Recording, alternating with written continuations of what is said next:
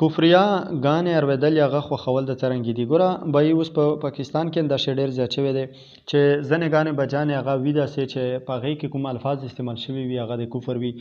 لکه موږ د ډېرو کتابونو حوالې را نقل کړي دي، خو هغو کتابونو د مخکې زمانې ګانې را نقل کړي دي. اوس زمانه کې پته نشته چې څه کفریات به پکې وي، خصوصا د انډیا یا د مثلا د امریکې یا د داسې ملکونو چې هغه کافر دي او د کفارو په سطح باندې هغه ګانې بجانې فلمونه ډرامې جوړېږي.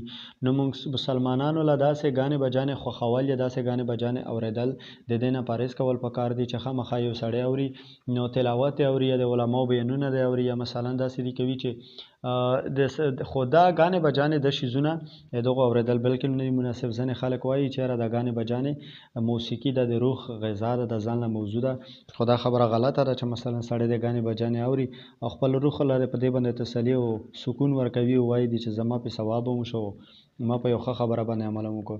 نو کومې کفریه ګانې چې وي هغه خوښول یا هغه اورېدل د دې نه ځان ساتل پکار دي.